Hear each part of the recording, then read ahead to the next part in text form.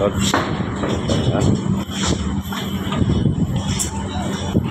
Ano.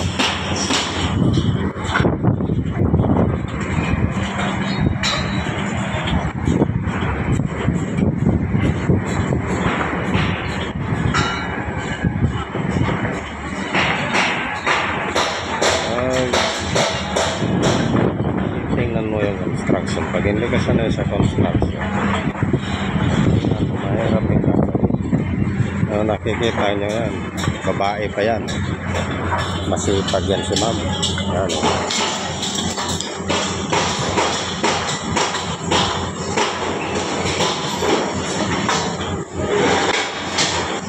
Laban sa init yan si ma'am. Ayan,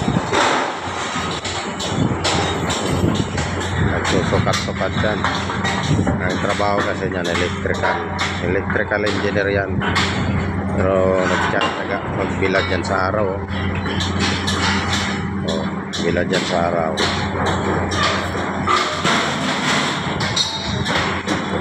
Sipag yan,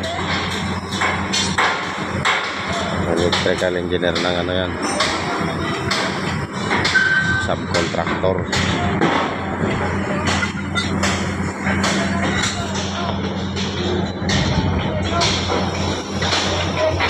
Tsaga siya sa init.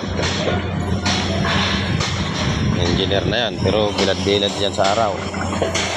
What more na hindi engineer, siyempre magbibilad din sa araw.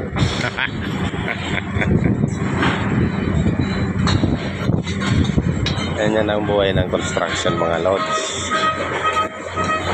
Mahirap pero masaya.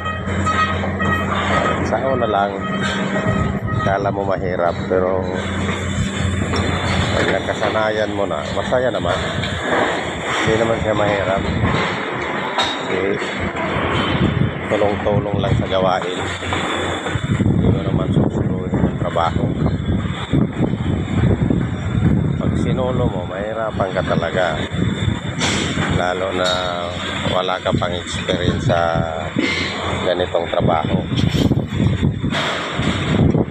Diba mga lods? Tingnan mo yun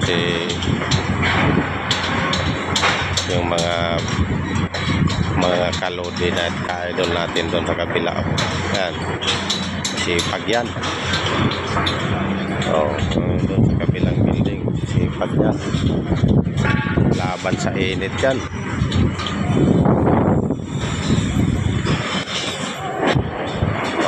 Yun si